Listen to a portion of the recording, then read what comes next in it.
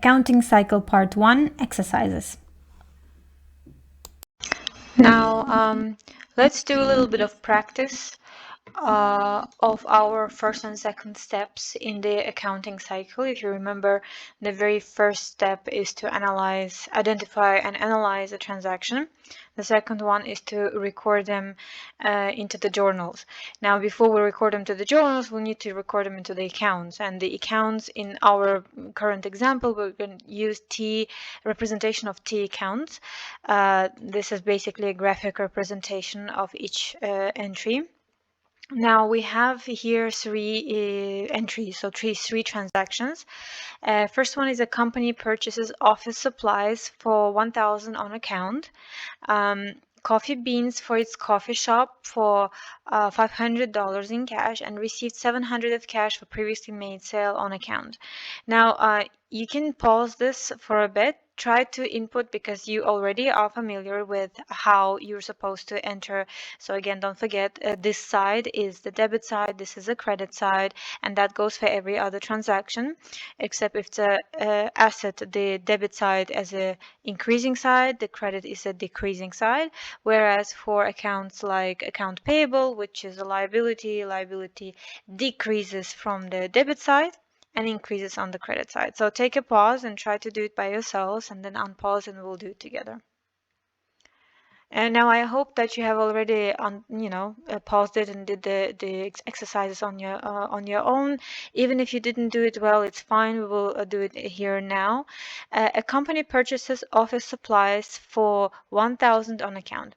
Now, purchasing office supply means that they bought office supplies and they didn't pay yet. They paid only on account. They promised to pay, so they bought it on account. So first entry, office supplies are our assets. Assets increase through the debit side, so we input on the debit side 1,000. Again, you don't have to use Excel. You can always use the paper, but I just find it easier to show it on Excel, whereas writing is, of course, much simpler when you're practicing on paper. And the other side, the second, if you remember, one entry is the debit side. There has to be a corresponding entry on credit side, and in our case, the account payable. Yeah, so we owe to the to the vendor of the office supplies $1,000, and again, account payable is a liability account. Yeah, it's a liability account. So we add here 1,000 on the credit side. Again, don't forget, it's just a matter of the type of the account. Account payable is a liability, which is why it increases on the credit side. Office supplies is an asset account. It increases on the debit side. Now, the second example is a coffee beans for its coffee shop for $500 in cash. Obviously, it buys coffee beans for its coffee shop. Coffee beans are what we would call an inventory. Yeah, this is an inventory. They buy it, they will use it up for service, for making the coffee. So the inventory increases in on debit side 500, and they bought it for cash, meaning the cash has been reduced, and reduction of asset account is on the credit side. The third one received 700 of cash for previously made sale on account. So they received the cash for a sale that they've made previously. So it doesn't have to be here, it's just a bit of information from the long list of the transactions that might have happened. So received $700 of cash for previously made sale on account. Receiving cash is easy. When you receive cash, it increases on the debit side. So you have $700 in cash from this entry. And then you have where is it? So account receivable, clearly there was some kind of amount in the account receivable. So when we received $700 of cash for previously made sale on account, when we make a sale on account, we obviously have some kind of entry to the account receivable. Yeah, so there is like an X amount here. Again, since we're doing only the snippet of the exercise of the part of the transactions of the company, we don't have to know the whole story. This is just an exercise. And when they received the cash, this X amount that they were supposed to get, this is an asset account. asset account. It gets reduced through the credit side. Yeah, so the assets in terms of the account receivable have reduced. Yeah, so I actually can color code it just for you so that you can see that, for example, this is this transaction, this is a different transaction. Yeah, let's go with blue, and this is the other one, and I'll just color code it for you so that you know yeah, which entry went where. So this one and this one was the green color, so that, and then coffee bean 500 inventory, that was the blue color. I'll change it as well, and the last one is 700. This is from the last transaction. Yep. So these are the simple entries. Now, before we finish with this one, I also want to show that it's not only one way. Just a second, I'll just input here the types of account. There's only one liability account. As you can see, it decreased, it increased through the credit side. This has increased in the account payable. Okay, so now I would like to look at it from the perspective of the journal entry, so how it would look like inside the journal. So it's exactly the same thing, except here I was using a T account demonstration. So this is how it graphically looks when we use the T account, and this is how it looks like when we use you know, a normal journal entry. Now it is very important to always note when the date the date of the transaction. So we have our first example, the company purchase office supplies. Again, I'm using exactly the same examples so that it would be easier for you to relate to it. So first of all, you always have to type in or write in the date. So in this case, we have the 1st of January entry of 2018 is the date when the transaction happens. So that's how we always go in the journal. Journals always have the dates. A company purchases office supplies for $1,000 on account, and if you remember, we can actually even go back just to be sure.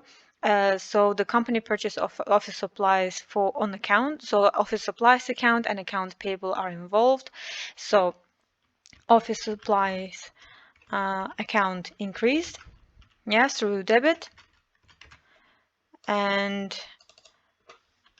the account payable also increased through the credit side because this is our liability account. And usually when we write it in such a form, there's always this small space on the credit side, and again, debit is always written on the top, credit is on the bottom, and there's always this type of a sort of entry. Yeah, so the debit on the left side, the credit on the right side.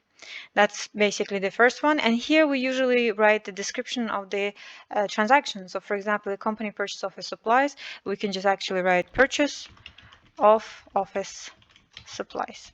That's it. This is a description of that transaction. Moving on, the second one is on the date January 3rd. We type that in, coffee beans for its coffee shop, and we identified coffee beans as our inventory. Inventory increased, so that's why I write it on the top. So $500 of inventory. I can actually even write coffee beans in the brackets. Sorry, coffee beans. And in the bottom, I write cash because I used up my cash to be able to buy this coffee beans on the credit side. And again, I leave a little bit of a space here because this is how it's done in accounting, and I just want you to get used to it. Again, we write purchase of inventory. Yeah, purchase of inventory. This one actually I can write purchase of office supplies on account.